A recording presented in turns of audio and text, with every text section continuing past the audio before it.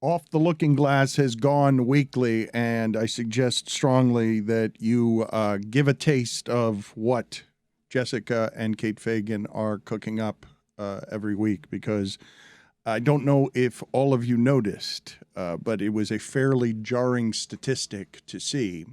I generally don't love doing ratings talk. I think it's pretty silly, but I was a little floored by a women's game between Iowa and Louisville, because I think it's because Caitlin Clark is like this amazing thing. Maybe it's not that. Maybe it's just the entirety of Final Four competition and people being excited. But there's a woman playing college sports that is clearly a star, and the ratings for a game that wasn't even a finals game between Iowa and Louisville were better than any NBA game on ESPN. And when we talk about how you reconstruct the sports and the power of the players, and players might fear future consequences, I don't think we should only think about what men can do to change the power imbalances of sports, because this content is about to become really valuable. Because after many years of trying to advance women's sports, college basketball, a game that wasn't a championship game,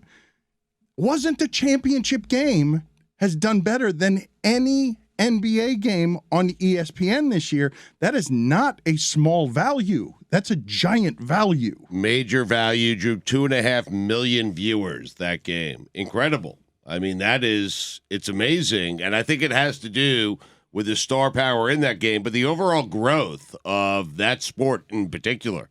Women's college basketball. But that's crazy. Like, if I said at any point, if I had said to you, not a championship game with a storyline that you would necessarily recognize, that was whatever, there's infamy there's controversy, whatever needs to happen, that doesn't seem like a blip to me.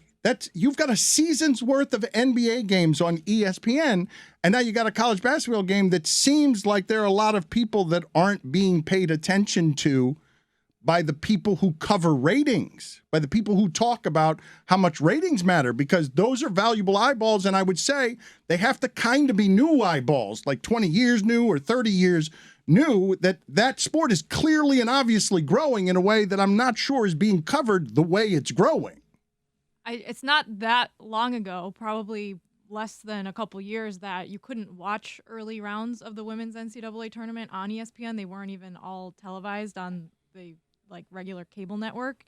So I think it's an accumulation of a number of things, but the biggest thing being that if you put the games on TV, people will watch them. And if you put especially the early rounds on and build momentum for a Final Four game or an Elite Eight game, which the Louisville-Iowa game was, you're going to have more people tune in. It's a pretty simple formula. And there's also, like, if you're someone that watches a lot of college hoops, there's storylines that go into it. Louisville's a really good women's basketball program.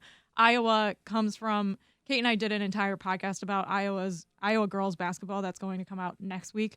So people should stay tuned for that. But Iowa is a major state for women's and girls and youth basketball. So they're selling out the arenas there, and that's not a surprise for anyone that comes from Iowa. It's incredibly popular. They've had 6-on-6 tournaments in Iowa that were selling, thousands of tickets decades and decades ago. So it's really just like recently that, people have been able to actually watch it on TV. And so you're seeing the returns on that. And especially like Caitlin Clark, like you said, is a star. Haley Van Lith, who plays for Louisville, is a really popular player in college basketball. On the other side of the rest of the games this weekend, you have LSU, who has one of the only women's basketball coaches, Kim Mulkey, who's won multiple championships, that's coaching right now. You have Dawn Staley, who is obviously a legend, won last year, National Player of the Year on their team, Aaliyah Boston. Their team is huge. They're like all 6'5" or taller. They have an incredible defense. So there's all these storylines, but at the core of it, it's really good basketball. So if fans like sports, there's not really a big difference between if it's women or men playing. You're watching a really, really good basketball, and you actually can now. So to add on to that, $5. Sorry. Yep. To add on, I don't have a call button. Says so I don't yup, he know what I doesn't can do. pay it. I mean, it's unbelievable. Where's the $5? You need to stop and give the $5 because it's $5 to. I don't have any change. Want me to check? You got some change? You owe me $5 from last week. No, I didn't. I paid you 10. $6 if you don't have the money, just because you're borrowing the money. You don't. Oh, there it is. It's a 20. I don't. Okay, put the 20 on here. You owe $5. What were you going to say? I was gonna say, see, the way you worded it, the way we worded it, is Iowa Louisville beat every NBA game on ESPN this year, and that's true. And we try to find reasons or links from Iowa or Louisville. But the reality is, every single Elite Eight game other than Miami LSU beat every NBA game on ESPN this year. Ohio State versus Virginia Tech pulled 2.23 million. South Carolina versus Maryland pulled 2.16 million. The highest NBA game on ESPN this year, March 5th, Knicks Celtics drew 2.14 million. And then the next highest after that was Nuggets Golden State opening week, 1.9 million. So they didn't just beat the NBA ratings on ESPN. They smoked them. They smoked them 3 out of 4 games. Well, what does that tell us about interest? Like I told you, I don't like talking ratings, and FAU Miami will be a disaster for the sport, a disaster for the men's side of the sport if $2 more. It doesn't. Lean back. What am I supposed to do? Why is it $2 more? I don't know. Can I just say that I think it's hilarious that Miami made a Final Four, and for whatever reason, the national media has declared it's like the worst Final Four That's in right. history. I mean, That's correct. whatever Can we reason. Can we It's roll around in Miami and that for a FAU. minute? It's typical San Miami Diego hate. State. That's what it is, Dan. Nance Can we is have a going tip-off straight first? to Butler Cabin. I mean, Typical Miami hate. NCAA hates Miami. Exactly.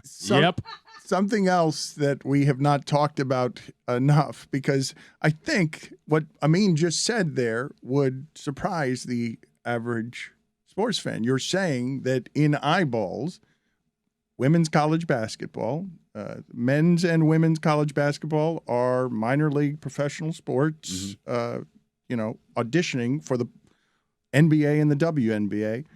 That it's slaughtering NBA ratings, I don't think is something that any of us would have had recently, even understanding that I was popular. but I think Jess was probably right in saying, hey, there's always been the interest. The sport is popular. Just give it a platform and promote it. But a platform that makes it get more eyeballs than the NBA stories, because we're tired of regular season games in the NBA and load management not mattering. And it's a little odd to see double the numbers than a Celtics game. It's crazy and it's awesome. I mean, I would like to look at also, I mean, like you said, ratings talk can get a little tedious, but if you have a big regular season college basketball matchup, it probably comes close to what these ratings are. But this is also the NCAA tournament. This is like we have decided that this format as a playoff format works, and we call it March Madness because it's exciting. People get really engaged to it. Like, I'm super into this season's tournament for men's and women's because it's been so exciting and awesome. And I don't watch that much regular season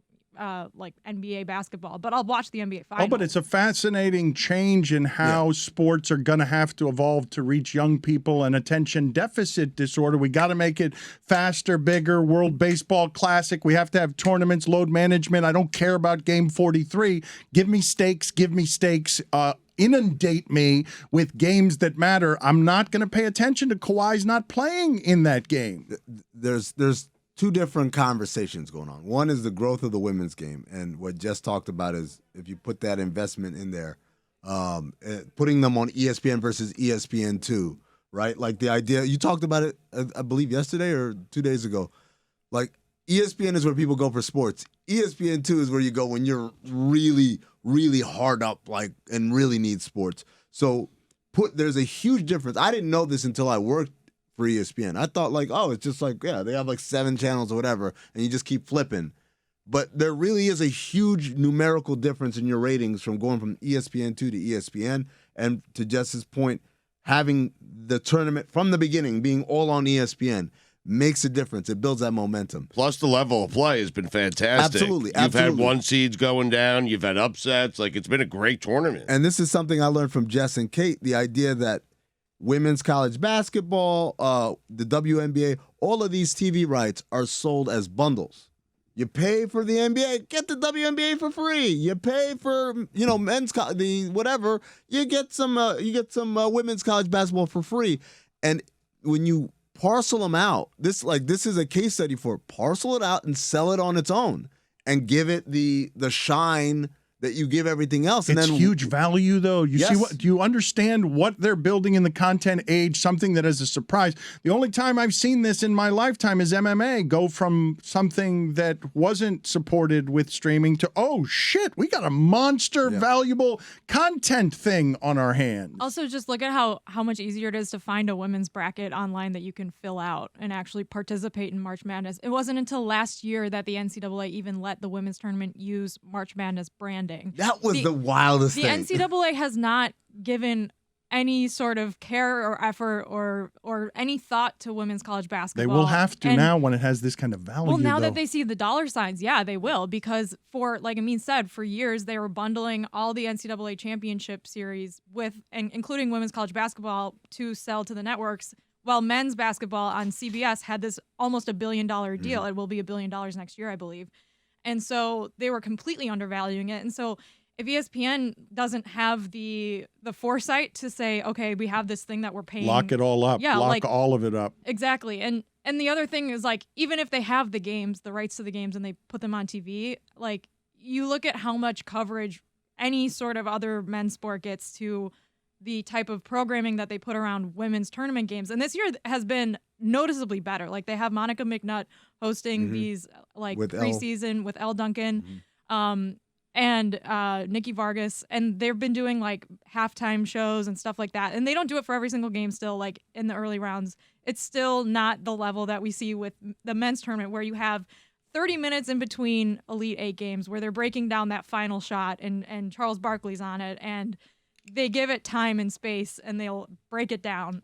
It's fascinating. You're just not seeing the networks put the same level into it yet, and it's getting there. But why is it taking so long? Well, Why wait is till it the so gambling. slow? Wait till the gambling dollar. Wait till everyone realizes. Wait, it's action, it's stakes, and I can bet on uniforms. I can bet on just something is happening in this game. Roy just perked up when you said Yeah, uniform. Roy, you did look up because you could bet on uniforms. I need to hear yes. more about your subscription service to uniforms. I do. Yeah, so Paul Lucas, he does all the leagues, he does all the teams, and he has this subscription service called UniWatch. So I subscribe to that. It's I believe it's $50 a year, I think. Jesus, for I was going to say a A month. sucker is born every minute. You expensing that, or what are you doing? It's I am actually. It's what his fetish is. I whoa. wonder if the company can pay for that. Is that Don't waste your money on that. Hire him. How about that? But it seems really, I Hire offer him. you something and Hire you him. immediately up the stakes to now burdening me with that person's That's health my Yeah, you should boy. have insurance. his job. Take him out, I Dan. mean, you know what? Never mind. The company shouldn't pay for that.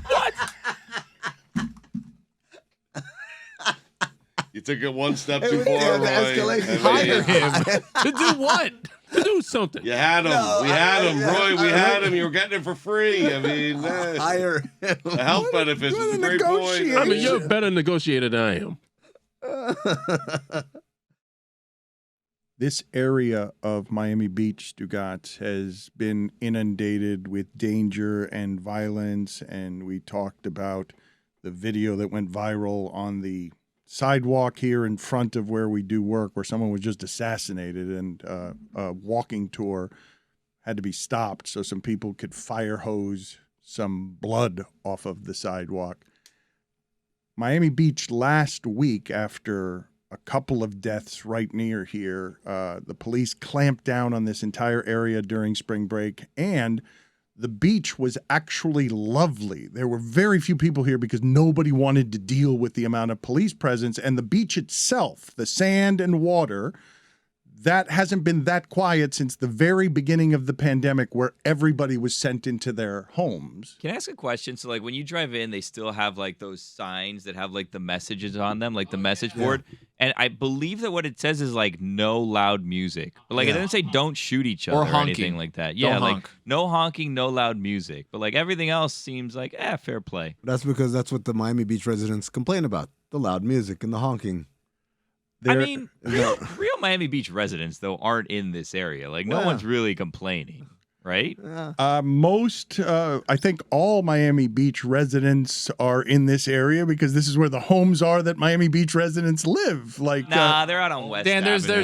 houses exactly. everywhere. Come on. Yeah, they're over by South. so you Not mean on Fifth and 41st Ocean. Street. I mean, okay, yeah, right. not right. on Fifth and Ocean. Fifth and Ocean. Not most of the homes. No, I mean, I would say that the noise when you look at Fifth, south of Fifth, those people aren't bothered by noise because that's the wealthiest people anywhere live over there. right, but only suckers live on this stretch of land. I mean, seriously.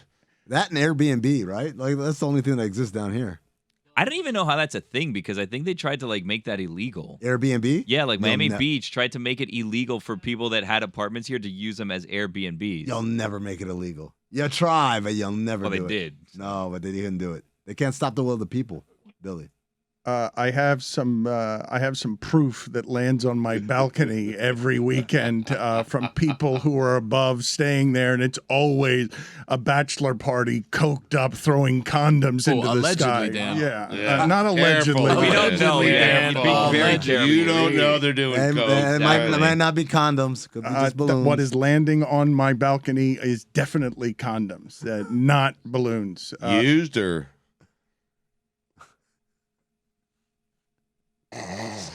There is a difference. Yeah, just sweep them off. Just sweep them off. Sorry. Stugotz or the condoms? What Not I the would, coke. Allegedly. why is the coke what's stopping you allegedly, guys? Dan, What do you, why allegedly. is coke Well, the because thing that condoms aren't illegal. Yeah. Yeah, that's true. I mean- Practice safe sex. throwing Yes. them on people's balcony ought to be? That might be. Is that sexual Depends assault? if they're used. I mean, The thing that I wanted to tell you about the lovely yes. beach before it became about cocaine and condoms is that on the strip of land that eventually, because Stugotz, if you're looking at how this is all actively being blighted, I could probably tell you that South Florida is the most expensive place to live now, more than New York, more than San Francisco, more than anywhere. And I want you to look at how much land there is to build condos on right across the street that right now is protected and represents green space, but they're going to try and turn this into not an Art Deco place, but something that has giant condos and canyons so everybody can make money. But approaching that right now, and Jessica says it's already here, is an undercovered, underreported seaweed blob that smells bad, is bringing toxins, and is about to land on our beach in a way that's going to make it impossible to go into the water. Nobody wants to swim in that. Who wants to swim? And Jessica's saying she already felt it, that it's I saw it, Dan. that it's already here, and saw I the didn't think blob. I didn't think it had gotten here yet. And it's very Stugotz, I'm telling you, our economy down here focuses on tourism. It's basically all we got. No one is going to want to go into that water when this thing lands here, and we can't get rid of it because it's just spitting toxic fumes in the air. it's like a wall of seaweed. Is that what you're saying? It's- Because there's nothing like it's so annoying to go into the water and have to sift through any sort. You can't swim in this. Really? It solid. stunk. It stunk of sulfur. We were I went to the Keys this weekend, and we were driving back on Sunday, and we all were like, "What's that smell? What is? It smells like rotten eggs." No, I looked, and the seaweed blob is starting to wash up, and it's not. A blob is kind of a misnomer because it's not one big blob that's going to come at once. It's a ton of seaweed. It's apparently the width of the continental United States, and it's coming in waves onto the shore. So it's starting now, and I saw this when I was in the Key. I feel like I'm the canary in the coal mine. Like I just got back from my trip. I'm like, you guys, it's here. It's coming. Take cover. The seaweed blob that's kind of a misnomer is here. So it's the happening. United States is floating across the Atlantic Ocean. Kind To of. You can see it to on crash satellite. into. On the internet, it says, I don't know the conversion rate because I live in the United States, but 8,000 kilometers, whatever that might be, seems a lot. Metric But that's system, wow. that's the long blob of seaweed, 8,000 Well, kilometers. Billy is saying it's impossible, and what I'm telling you is that beach going is about to become impossible here, and I don't know how you remove it. I don't know how long it's going to be here, but the length that Jessica's talking about is not incorrect. A stink blob of toxic seaweed is about to drape our shores, like There's an opportunity for here. months. No, there's an opportunity here. Because here's the thing. This is a blob that everybody's talking about, right? So, like, I feel like this could be a thing. You just get people interested in, like, I want to see the sea blob before it goes and it lands ashore, right? So you rent some boats, you take some people out, you give them some snorkeling equipment, tell them, oh, you can go snorkel underneath the sea blob, go in there, look at all the fish that are down there trying to eat the seaweed up there, and you turn it into a thing. Make it a tourist destination that you sell tickets to and make a little bit of money. Who owns the sea blob, Dan? Why don't we? Let's do it as a company. There you go. Now you're thinking. After we sign the guy from UniWatch, let's go and let's buy the sea Big signing. blob. Yeah. Take Paul Lucas out there. Yeah, Billy, correspondent. we Get need in the chopper. we need a place, preferably a garbage can, for your business ideas. No, not all of them. Jeez. Not all of them. Oh wow, that's mean. Well, I mean, because there's nothing that's going to ruin a tourism experience quite like stink, quite like something If it that didn't smells smell, bad. If it didn't smell, I'd be with you. I but feel like it there's smelled. ecologists that are very excited about this. I feel like you can just get people masks, and then we're good. We took care of That, it. we tried that in Florida. Yeah. It didn't Yeah, the work. mask that didn't work. went so well the first time. It's 5,000 miles, by the way, Dan. 8,000 kilometers, 5,000 miles. Crazy. I'm just asking you guys because I've not experienced this, and you guys have seen, right? You make fun of me about the doomsdaying about climate change and dead fish all over the place. But I'm asking you, if we start coming into work here and we can't get out of these studios fast enough, if we start coming into work here and it stinks because of this thing that can't be removed. It already does. Sorry. Honestly, the smell might mask The the piss garage smell is and terrible. We'll be in a better situation. This is an upgrade. I'd rather smell the seaweed. In defense of the No seaweed doubts. Would rather smell the seaweed. I'd rather park in the seaweed. I mean, blob, the seaweed blob comes every year, but this might be the largest in history, is what scientists are saying. So that's why we should be alarmed about this one. That's the one thing I don't like when they say He's right about that. This is the largest in history. This is the biggest in history. This is like they don't know what it was like in like the 1200s. There might have been one like who was measuring Okay, that shit asterisk recorded history. back then. Yeah. Billy, I am now going to insist that you get this tourism industry off the ground. Come see the world. he's very You know excited what? I'm with about him, it. Dan. I'm going to help him. Tony, I'm going to help you. Yeah. You and Billy get this business idea off the ground. Come charge tourists. I got a boat. We can take him out there. We can let him dive underneath. To see the world's biggest seaweed blob, biggest in recorded history. Here are your masks. Here are some masks. Come on out. Snorkel mask, of Come course. on. Try and make some money. Put a ladder and a vest on. Try and make some money by creating an industry. Come We'll see have the. Chris on the boat selling sandwiches. Someone say weed?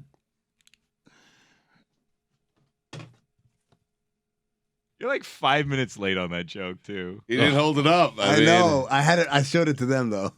I had it I ready. feel like you rejected it. Both of you go to the penalty What? box. Whoa, Come on, man. No, both Come of you get out of on. here. Go It's sit in it. Writers. No, No. because Amin is here with the whiteboard and he keeps giving Stugotz bad jokes. Stugotz held that one off for about 5 minutes. Kept shaking him off. Amin wouldn't let it go until finally Stugotz told the joke. Both of you out of here.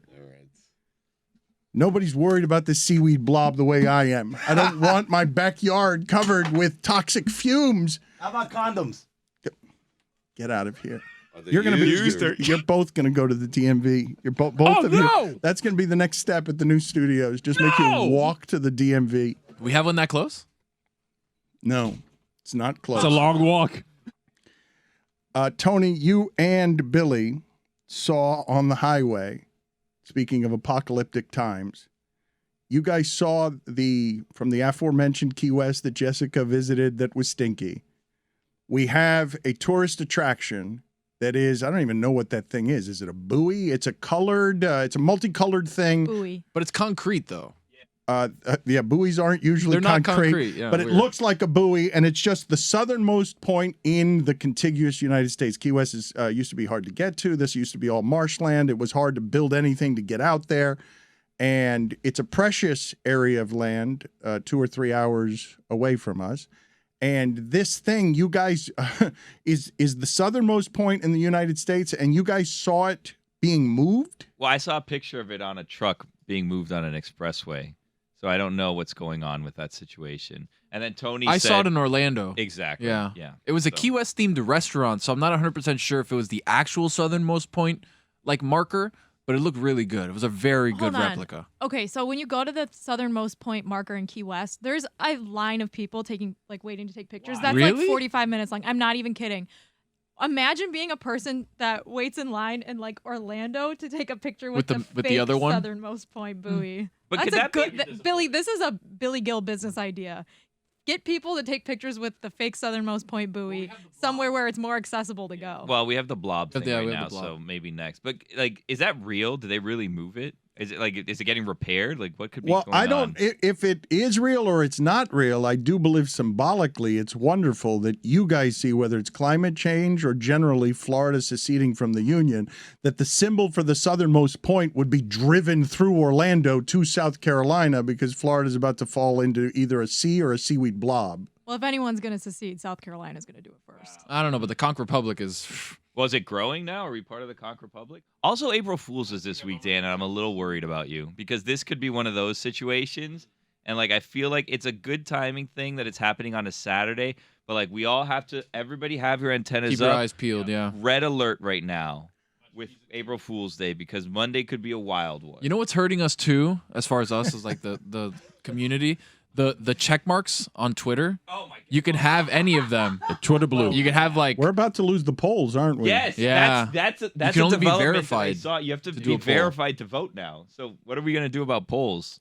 We've got to find a different place to do the polls, right? Because well, Twitter Oh, people I never are thought about that. people are fleeing Twitter now. It's being very slowly ruined. Elon Musk says he's lost half the value on Twitter, and as if the economy, I don't know if the economy is collapsing. I don't know the cryptocurrency industry, but it seems like attention is the new currency, and that Elon Musk will trade $44 billion for attention.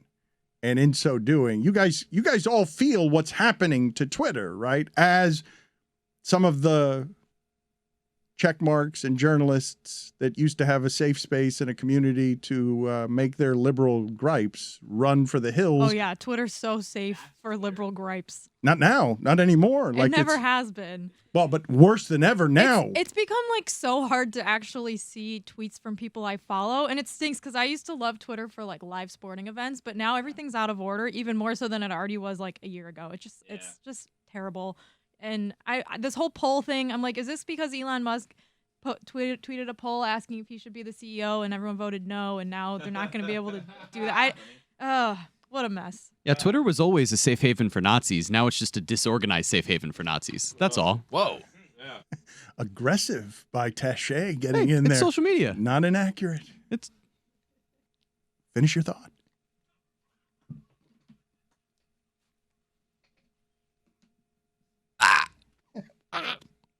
Thought's over.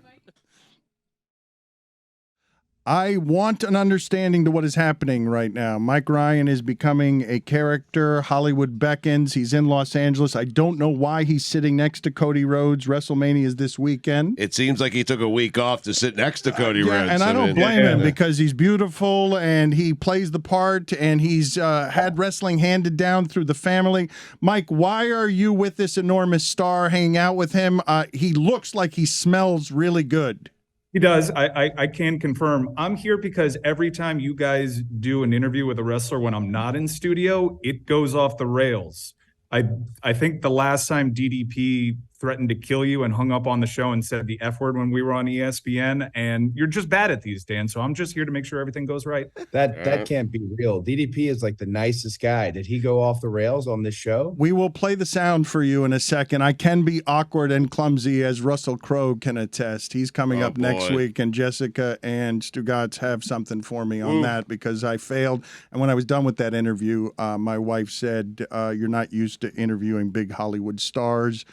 You choked." And she was totally, you blew it. And she was totally right. I was thinking it. I mean, she said it, thankfully. Yes, but Cody Rhodes, you don't have to do anything. He carries the entertainment. He's had it passed down in the family. Did you even have a choice, Cody, of doing anything other than wrestling? I really didn't look at anything else. I mean, especially after seeing my dad in the light, I got to see him and being backstage around everybody. There was nothing I really wanted to do other than this. My mother, though, would have really, really wanted me to do anything else. This WrestleMania coming up here at SoFi she's sitting right in the front row. And as much as it's about the love and this is my mother, she got me here, it's also me letting her know, haha, I told you so. It's going pretty good, right? Because even to this day, my mom thought I had no skills, no talents, no anything. She was trying to give me military pamphlet after military pamphlet. So this is a big moment of I told you so for my mom. And why is Mike with you? Mike is a wrestling fan. His dad used to drive around Jimmy Snuka and your dad. He probably drove your dad around. Why is Mike next to you? And his shirt is also matching my tie. And when he walked in here, his shirt wasn't. I think he went and changed shirts to match my tie. Just a couple Cuban American nightmares, cutting it up, Dano. There you go. Just trying to Cuban advance the propaganda. Yeah. Not a lot of people know this because he's got bleached blonde hair, but Cody is Cuban. He's the American Nightmare. But the next time you come down to Miami, you should really play up the Cuban American Nightmare thing. And I'm thinking he's got a famous tattoo on his neck. On the other side of the neck, maybe a pastelito, maybe a croqueta, maybe a cafecito. It's good for branding. He's my mom, my grandpa. He came over from Cuba, Tampa, Ybor City. My mother, the whole family. There's this connection there. Although years ago, he knows the story. Years ago, I was part of a Spanish Heritage Month poster, and nobody was hip to that. And I was front and center on the poster, which was a big mistake, and people were very mad. So when it's brought up, I'd say I'm very proud of it. I don't know a lot about that heritage only because we moved to Georgia when I was 5 years old. We still do Ropa Vieja. We still do Noche Buena, Picadillo, all this all Pick a stuff. what? Wait a minute. You got to say it better than that. Hold on a second. It's Dio. Picadillo. Picadillo. You don't want to call it Picadillo? It's Dio. Picadillo, please. The way I say Matching it, that Cody. card. Raisins or no raisins? Picadillo. Does it have raisins or no raisins? My mom does raisins. Wow, that's pretty Cuban. Are we all? No. That's actually authentic. That's super authentic. Good for her. Good for Yeah, her. but pretty shocking. But you're saying that when otherwise. Miami Cubans do it. You're saying otherwise you're not very Cuban though, because Tony's eyes went up, his eyebrows went up. He's like, this guy's not really Cuban. Look at him. I mean, he's the American Nightmare. He's the American Dream. He's not really Cuban.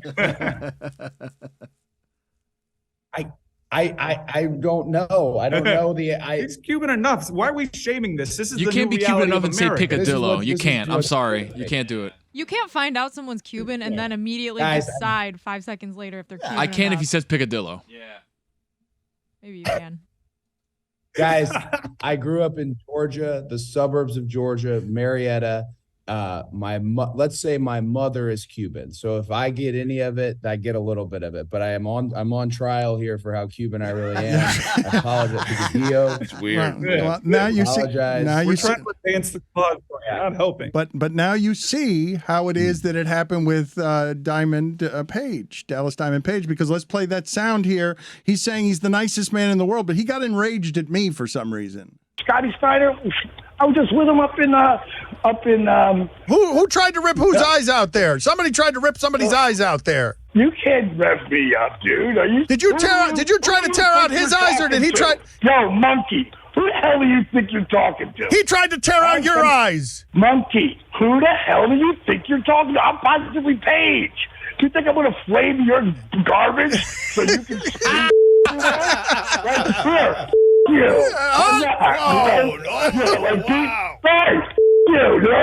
Oh no. Yeah. You deserved it. You deserved it. Horrifying. Truly horrifying. Yeah. Keep trying to rev people up, Dad. Well, whose eyes was he? He got into a fight It's a Scott backstage. Steiner story that he was trying to get. Yeah. It is very rare that you can get DDP to the level of an F-bomb. I mean, he is a beacon of positivity. It's positively Page is how he's known in the circles. So this happening is just, it's a feather in the cap of the show. You were able to take wrestling's nicest guy and get him to drop an F-bomb over a Scott Steiner story, which is amazing. I don't know how he got riled up about it, but he'll be here this weekend, and I get to bring it up. So amazing. Good job to all. You strike me as maximum professional, and you've really evolved the brand in your family in a way that is super interesting because these characters are hard to develop new ones. And I'm wondering, have you had a situation backstage with genuine conflict that involves like, I really don't like this guy. This is not fake tension. This is real. I almost would say I like less people than I dislike. And in terms of a backstage setting, it's the competition that exists in wrestling, you see that suspension of disbelief on screen. But backstage, it is very, very real in terms of the competition. Who's going to be on top? For example, who's going to headline WrestleMania? So when this year it being Roman Reigns and myself, it doesn't garner a lot of friends. I think Seth Rollins is the closest I've ever had to backstage that turning into a fist fight in front of all our peers and upper management, but it didn't happen. Him and I absolutely can't stand one another. I'd probably try and rip his eyes out and have a situation like DDP and Scott Steiner here. I've had one backstage skirmish. I'm not going to name the guy, but the good thing is I won. When I came back, he was wearing this is early in my career. He was wearing one of my vests. I had these special leather vests I wore as part of my entrance. And he was wearing it and kind of mocking me at the talent viewing position. And as I went walking towards him, I thought I was going to headbutt him, but a headbutt seems pretty violent these days. So then I thought, why don't you just grapple him? I've got a good folk style Greco background. So I got an over under, and I just swept him to the floor. And then I took my jacket and I looked like a complete jerk in front of everybody because he was probably just having a good time and it was probably funny. But only one fight backstage, and I won that fight. Forgive me because I remain confused. WrestleMania this weekend, SoFi Stadium. Cody Rhodes is a giant in the industry. His father was a giant in the industry. Mike, I don't understand why you're next to him. I don't understand why you have a kerchief in your pocket while next to him. Are you trying to convey maximum style? I'm next to somebody, a legendary family name, and I deserve to be. Trying to get him to like me. The pocket square work? I just want. Yeah, does the pocket square work? The pocket square is very nice. I'm of the belief, though, if you're going to go suit coat, you got to go full suit. You got to go full suit. There should be not a lot of guys are wearing ties these days. And I feel like we need to bring it back. The pocket square is very nice. He's got a good style about him. He's got a great timepiece on the wrist. There's a lot. Yeah, there's a lot of respect that's happening here. Plus, we have friends in common. Oh, so we're. He's moving. Cowboy Carl moving and shaking now. He's moving and shaking. You again. understand it's odd. Like, you don't normally have some random guy sitting next to you when you're doing interviews, right? Like, it is. I'll be honest. Just not knocking this wonderful show. This is an awkward setup. Yeah, it's weird. It's weird. Yeah. I mean, I feel like he should be out of the screen and you should be in the screen because you're. But Mike's keeping it on the rails, you know. I didn't see Good Morning Football do this 20 minutes ago. Yes. I think Mike. What does he smell like, Mike? What is the cologne? Because he smells like class. Probably Creed. I'm gonna say Creed Aventus. I have no clue what it's. I can tell you it's a Louis Vuitton cologne. There it is. What it is. Do I smell nice? I haven't really got a whiff. That's a no. That's not a no comment. He's smelling right now. Hold on. You know what? He doesn't smell bad. I'd say basic. Wow. Ouch. Put it on the poll, please, Juju. That's what you'd expect. At Le Batard Show is the name of Mike Ryan's cologne. Basic at Le Batard Show. What did you learn, Cody, to do and not to do from your father? Well, I made a big effort to wrestle completely different, to look completely different, whereas Dusty was this big, robust, heavy set, curly hair. I've made a lot of efforts in terms of trying to be a old school, muscled up wrestler with diet, training, all that. I think the thing I learned the most to do was my dad was really active genuinely as a good guy, babyface wrestler. He was really active in the community, especially there in Tampa and Ybor with the, the sheriff's club and the good, girls and boys facilities and everything. He was just very community active, and it was sincere. And a lot of times in entertainment, you see guys doing stuff, they put it on their Instagram, and it's almost performative. Whereas I feel like I share that with him more than any wrestling talent. I don't think I got any of the talent. I think my brother got the talent. I think I got my mom's work ethic, but that generosity and that the wrestling has this large penetration worldwide. If you're able to take that and make someone's day with it and help our communities, and WWE being the absolute best at it, that's the number one thing I got from him in terms of community outreach and the work that he did outside of the ring. Number one thing I got not to do, he slapped a guy at Waffle House in front of me one time for calling wrestling fake. And I thought, that's a bit extreme. It's always the Waffle House. Yeah, that's a bit extreme. And so that hasn't happened. So yeah, he's got a lot of, back in the day when we lived, the house I grew up in, there's a bunch of framed newspaper articles about different towns he got arrested in. Because the wrestlers really used to like that. That used to be like a notch in your belt. I beat this guy up at this bar, and then they sued me. See, here's the paper. We don't do that. I don't do that. Who knows? I think that's what I learned not to do. When your mother says she doesn't want you to do that, and this, the scene in WrestleMania this week in SoFi Stadium is going to be totally crazy, and this is an I told you so moment. Did she not want you to do it because wrestling might physically hurt you, or was she worried about the lifestyle's ravages and the traveling being a bad career for her son? I think she didn't want me to do it more because of the lifestyle. It is a life away from home.